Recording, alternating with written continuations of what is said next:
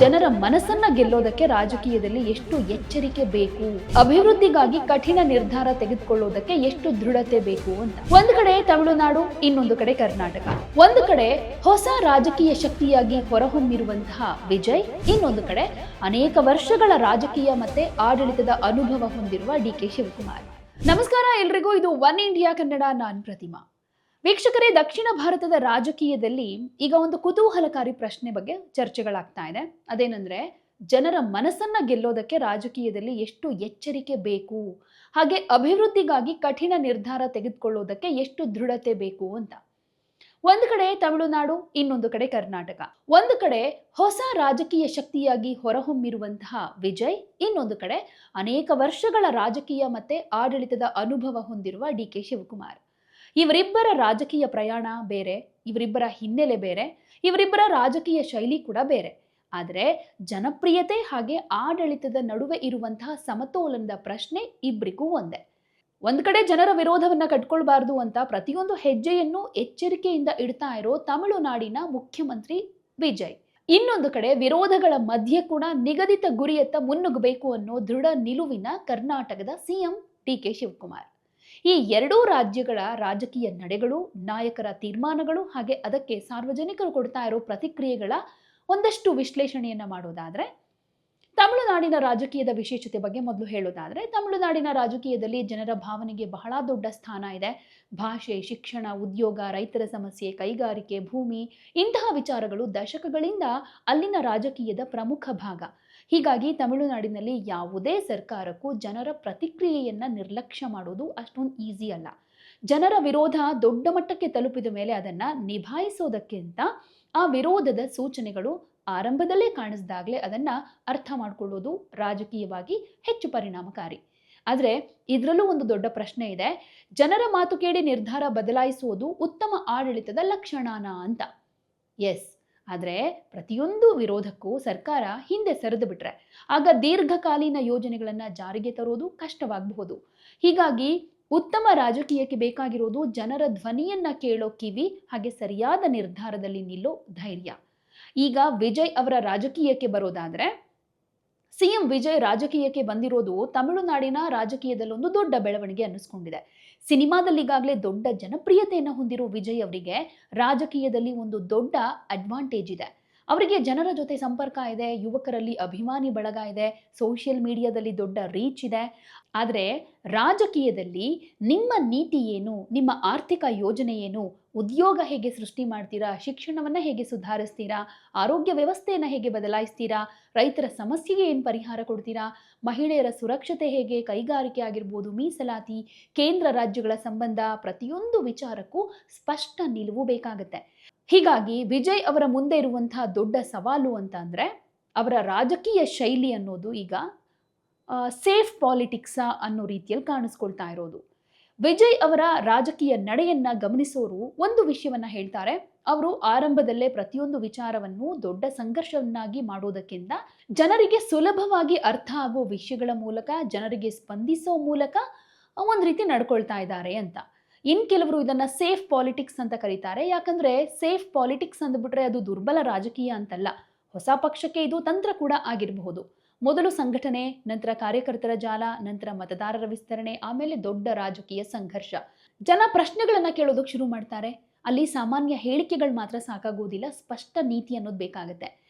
ಇನ್ನು ಕರ್ನಾಟಕದ ರಾಜಕೀಯಕ್ಕೆ ಬರೋದಾದ್ರೆ ಪರಿಸ್ಥಿತಿ ಸ್ವಲ್ಪ ವಿಭಿನ್ನ. ಡಿ.ಕೆ. ಶಿವಕುಮಾರ್ ಸಿಎಂ ಆದ್ಮೇಲಂತೂ ಒಂದಷ್ಟು ಬದಲಾವಣೆ ತರೋದಕ್ಕೆ ಬಯಸ್ತಾ ಇದ್ದಾರೆ. ಅಂದ್ರೆ ಡಿ.ಸಿ.ಎಂ ಆಗಿದ್ದಾಗಲೂ ಕೂಡ ಒಂದಷ್ಟು ನಿರ್ಧಾರಗಳನ್ನ ಮಾಡಿದ್ರು. ಈಗ ಸಿಎಂ ಆದ್ಮೇಲೆ ಅದನ್ನ ಗಟ್ಟಿ ನಿಲುವಿನಿಂದ ಅದನ್ನ ಕಾರ್ಯರೂಪಕ್ಕೆ ತರೋ ಪ್ರಯತ್ನವನ್ನ ಮಾಡ್ತಾ ಇದ್ದಾರೆ. ಬೆಂಗಳೂರು ಬೆಳೀತಾ ಇದೆ, ಜನಸಂಖ್ಯೆ ಹೆಚ್ಚಾಗ್ತಾ ಇದೆ, ವಾಹನಗಳ ಸಂಖ್ಯೆ ಜಾಸ್ತಿ ಆಗ್ತಾ ಇದೆ, ಟ್ರಾಫಿಕ್ ಸಮಸ್ಯೆ ಅಂತೂ ಗಂಭೀರವಾಗಿದೆ, ಮೂಲ ಸೌಕರ್ಯದ ಮೇಲೆ ಒತ್ತಡ ಜಾಸ್ತಿ ಆಗ್ತಾ ಇದೆ. ಹೀಗಾಗಿ ಸರ್ಕಾರದ ಮುಂದಿರೋ ಪ್ರಶ್ನೆ ಅಂದರೆ, ಇಂದಿನ ಜನರಿಗೆ ಇಷ್ಟವಾಗೋ ನಿರ್ಧಾರ ತೆಗೆದುಕೊಳ್ಬೇಕಾ ಅಥವಾ ಮುಂದಿನ 10-20 ವರ್ಷಗಳ ಬೆಂಗಳೂರಿಗಾಗಿ ಈಗಲೇ ಕಠಿಣ ನಿರ್ಧಾರ ತೆಗೆದುಕೊಳ್ಬೇಕಾ ಅಂತ. ಡಿ.ಕೆ. ಶಿವಕುಮಾರ್ ಅವರ ರಾಜಕೀಯ ಶೈಲಿಯನ್ನ ಬೆಂಬಲಿಸೋರು ಹೇಳೋದು, ಬೆಂಗಳೂರು ಅಭಿವೃದ್ಧಿ ಆಗಬೇಕು ಅಂದ್ರೆ ದೊಡ್ಡ ನಿರ್ಧಾರಗಳನ್ನ ತೆಗೆದುಕೊಳ್ಳಲೇಬೇಕು ಅಂತ. ಈ ಟನ್ನಲ್ ರೋಡ್ ಹಾಗೇನೆ ದೊಡ್ಡ ಯೋಜನೆಗಳ ಪ್ರಶ್ನೆ ಎದ್ದಿದೆ ಇಲ್ಲಿ. ಬೆಂಗಳೂರು ಸುರಂಗ ರಸ್ತೆ ಸೇರಿದ ಹಾಗೆ ಅನೇಕ ದೊಡ್ಡ ಮೂಲಸೌಕರ್ಯ ಯೋಜನೆಗಳ ಬಗ್ಗೆ ಪರ ವಿರೋಧದ ಚರ್ಚೆ ನಡೀತಾ ಇದೆ. ಪರಿಸರದ ಪ್ರಶ್ನೆ, ವೆಚ್ಚದ ಪ್ರಶ್ನೆ, ಟ್ರಾಫಿಕ್ ನಿಜವಾಗಿಯೂ ಕಮ್ಮಿ ಆಗುತ್ತಾ ಅನ್ನೋ ಪ್ರಶ್ನೆ, ಜನರ ಹಣದ ಬಳಕೆಯ ಬಗ್ಗೆ ಪ್ರಶ್ನೆ, ಇದೆಲ್ಲವೂ ಸಹಜ. ಇದರ ಜೊತೆಗೆ ನಿಮಗೆ ಗೊತ್ತೇ ಇದೆ, ಬಿಡದಿ ಟೌನ್‌ಶಿಪ್ ಯೋಜನೆಗಾಗಿ ಸರ್ಕಾರ ಯಾವ ರೀತಿ ದಿಟ್ಟ ನಿರ್ಧಾರ ತೆಗೆದುಕೊಂಡಿದೆ. ಏನೇ ವಿರೋಧ ಬಂದ್ರೂ ಕೂಡ ರೈತರು ವಿರೋಧ ಮಾಡ್ತಾ ಇದ್ದಾರೆ, ಬಿಡದಿ ಭಾಗದ ಜನ ಅದನ್ನ ವಿರೋಧ ಮಾಡ್ತಾ ಇದ್ದಾರೆ. ಹಾಗೆ ಕುಮಾರಸ್ವಾಮಿ ಅವರೇ ಸ್ವತಃ ಹೋರಾಟ ಮಾಡ್ತಾ ಇದ್ದಾರೆ ಸರ್ಕಾರದ ಈ ಯೋಜನೆಯ ವಿರುದ್ಧ. ಆದರೂ ಕೂಡ ಬಿಡದಿ ಟೌನ್‌ಶಿಪ್ ಯೋಜನೆಯನ್ನ ಮಾಡೇ ಮಾಡ್ತೀನಿ ಅಂತ ಹಠಕ್ಕೆ ಬಿದ್ದಿದ್ದಾರೆ ಡಿ.ಕೆ. ಶಿವಕುಮಾರ್ ಅವರು. ಯಾಕಂದ್ರೆ ಅಭಿವೃದ್ಧಿ ಯೋಜನೆ ಅಂತಂದ್ರೆ ಸರ್ಕಾರ ಹೇಳಿದ್ದೇ ಇಲ್ಲಿ ಅಂತಿಮ ಸತ್ಯ ಆಗೋದಿಲ್ಲ. ಜನರಿಗೆ ಪ್ರಶ್ನೆ ಕೇಳೋ ಹಕ್ಕು ಕೂಡ ಇದೆ, ತಜ್ಞರಿಗೆ ಪ್ರಶ್ನೆ ಕೇಳೋ ಹಕ್ಕಿದೆ, ಹಾಗೆ ವಿರೋಧ ಪಕ್ಷಗಳು ಕೂಡ ಅದನ್ನ ಮಾಡ್ತಾ ಇವೆ. ಆದರೆ ಸರ್ಕಾರಕ್ಕೂ ಒಂದು ಜವಾಬ್ದಾರಿ ಇದೆ. ಯೋಜನೆ ಯಾಕೆ ಬೇಕು, ಎಷ್ಟು ವೆಚ್ಚ, ಯಾವ ಪ್ರಯೋಜನ, ಎಷ್ಟು ವರ್ಷಗಳಲ್ಲಿ ಇದರ ರಿಸಲ್ಟ್ ಸಿಗುತ್ತೆ, ಇದೆಲ್ಲವನ್ನು ಸ್ಪಷ್ಟವಾಗಿ ಜನರ ಮುಂದೆ ಎಕ್ಸ್ಪ್ಲೈನ್ ಮಾಡಬೇಕು. ಅಂದ್ರೆ ಟಫ್ ಅಡ್ಮಿನಿಸ್ಟ್ರೇಷನ್ ಅಂತಂದ್ರೆ ಜನರನ್ನ ಕಡೆಗಣಿಸೋದು ಅಂತಲ್ಲ, ಜನರ ಪ್ರಶ್ನೆಗಳಿಗೆ ಉತ್ತರ ಕೊಡ್ತಾ ಸರಿಯಾದ ನಿರ್ಧಾರವನ್ನ ಜಾರಿಗೆ ತರುವಂತಹ ಸಾಮರ್ಥ್ಯ. ಇದೇ ವಿಜಯ್ ಹಾಗೆ ಡಿ.ಕೆ.ಶಿ ನಡುವಿನ ಪ್ರಮುಖ ವ್ಯತ್ಯಾಸ.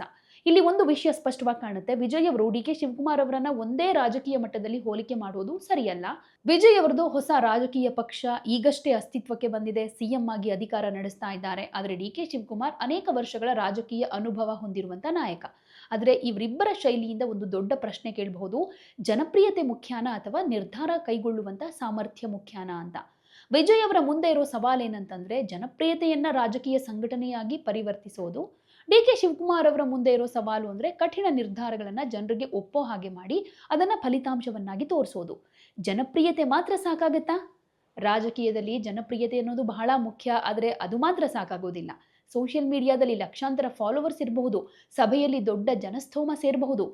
ಆದ್ರೆ ಮತದಾರ ಚುನಾವಣೆಯ ದಿನ ಒಂದು ಪ್ರಶ್ನೆ ಕೇಳ್ತಾನೆ, ನನ್ನ ಜೀವನದಲ್ಲಿ ನೀವು ಏನು ಬದಲಾವಣೆ ತರ್ತೀರಾ? ಅದು ಮುಖ್ಯ ಆಗುತ್ತೆ. ಸೊ ವಿಜಯ್ ಅವರ ಕೆಲವೊಂದು ತೀರ್ಮಾನಗಳೇನಿದೆ ಅಂದ್ರೆ ಯಾವುದೇ ಪ್ರತಿಭಟನೆ ಆಗೋದಕ್ಕೆ, ವಿರೋಧ ಎದುರು ಹಾಕೊಳ್ಳೋದಕ್ಕೆ ರೆಡಿ ಇಲ್ಲ ಅವರು.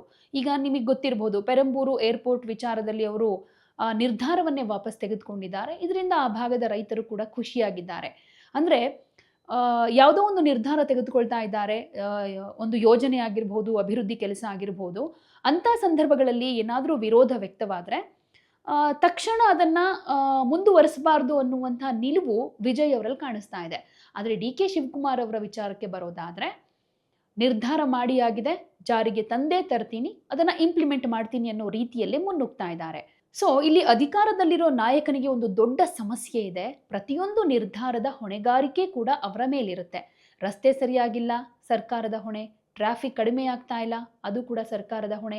ಯೋಜನೆ ಲೇಟ್ ಆಗ್ತಾ ಇದೆ, ವೆಚ್ಚ ಜಾಸ್ತಿ ಆಗ್ತಾ ಇದೆ, ಜನರಿಗೆ ನಿರೀಕ್ಷಿತ ಫಲಿತಾಂಶ ಸಿಗ್ತಾ ಇಲ್ಲ, ಇದೆಲ್ಲದಕ್ಕೂ ಸರ್ಕಾರವೇ ಹೊಣೆಯಾಗುತ್ತೆ, ಅದಕ್ಕೆ ಉತ್ತರ ಕೊಡಬೇಕಾಗತ್ತೆ. ಹೀಗಾಗಿ ಅಧಿಕಾರದಲ್ಲಿರೋ ನಾಯಕನಿಗೆ ಅಕೌಂಟೇಬಿಲಿಟಿ ಅತ್ಯಂತ ಟಫ್ ಆಗಿರುತ್ತೆ. ಸೊ ಇಲ್ಲಿ ತಮಿಳುನಾಡಿನಿಂದ ಕರ್ನಾಟಕ ಏನೇನು ಪಾಠ ಕಲಿಬೇಕು ಅನ್ನೋದ್ರ ಬಗ್ಗೆ ಒಂದಷ್ಟು ಅಬ್ಸರ್ವ್ ಮಾಡೋದಾದ್ರೆ, ತಮಿಳುನಾಡಿನ ರಾಜಕೀಯದಿಂದ ಕರ್ನಾಟಕ ಒಂದು ಪ್ರಮುಖ ವಿಷಯದ ಬಗ್ಗೆ ಪಾಠ ಕಲಿಯಲೇಬೇಕಾಗಿದೆ. ಅದು ಜನರ ಪ್ರತಿಕ್ರಿಯೆಯನ್ನ ನಿರ್ಲಕ್ಷಿಸಬಾರದು ಅನ್ನೋದನ್ನ. ಸರ್ಕಾರ ಜನರ ಜೊತೆ ನಿರಂತರ ಸಂವಹನದಲ್ಲಿರಬೇಕು.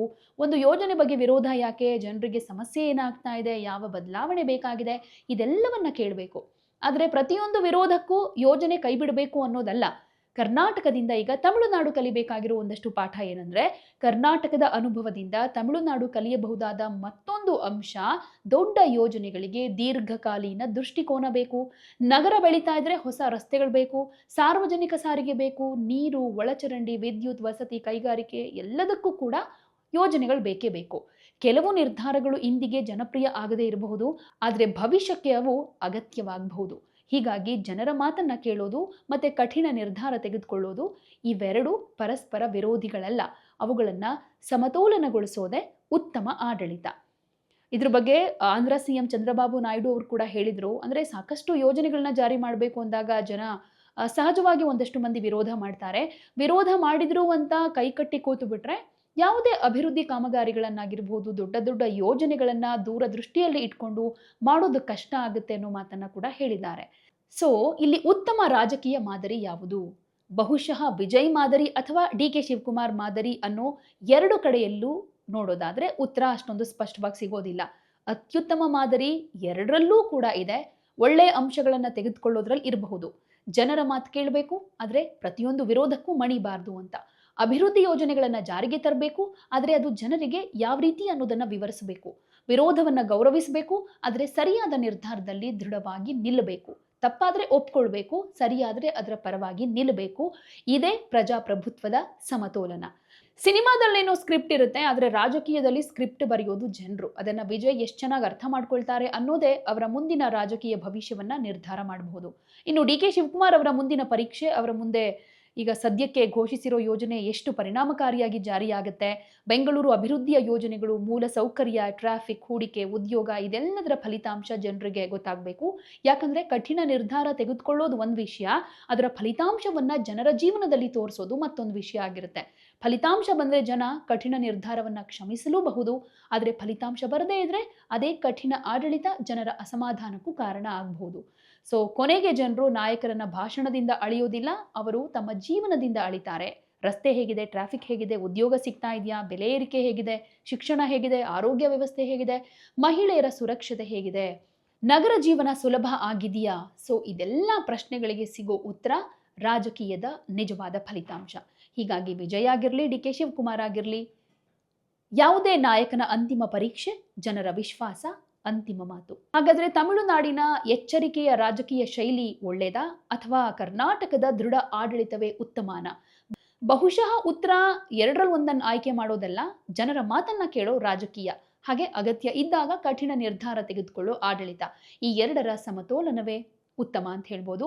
ವಿಜಯ್ ಅವರ ಮುಂದೆ ಇರೋ ಸವಾಲು ಜನಪ್ರಿಯತೆಯನ್ನ ನೀತಿಯಾಗಿ ಪರಿವರ್ತಿಸೋದು, ಡಿ ಕೆ ಶಿವಕುಮಾರ್ ಅವರ ಮುಂದೆ ಇರೋ ಸವಾಲು ನೀತಿಯನ್ನ ಫಲಿತಾಂಶವನ್ನಾಗಿ ಪರಿವರ್ತಿಸೋದು.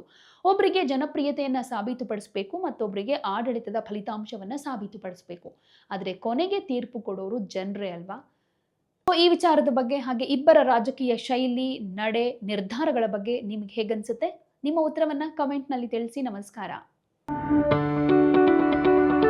ಯಾವುದೇ ಸುದ್ದಿಯ ಅಪ್ಡೇಟ್ ಅನ್ನ ಮಿಸ್ ಮಾಡ್ಕೊಳ್ಬಾರ್ದು ಅಂದ್ರೆ ಈಗ್ಲೇ ಒನ್ ಇಂಡಿಯಾವನ್ನ ಸಬ್ಸ್ಕ್ರೈಬ್ ಮಾಡಿ. ನಿಮಗೆ ಬೇಕಾದ ಭಾಷೆಯಲ್ಲಿ ಎಲ್ಲಾ ಸುದ್ದಿ ತಿಳಿಬೇಕು ಅಂದ್ರೆ ಒನ್ ಇಂಡಿಯಾ ಆಪ್ ಅನ್ನ ಡೌನ್ಲೋಡ್ ಮಾಡ್ಕೊಳ್ಳಿ.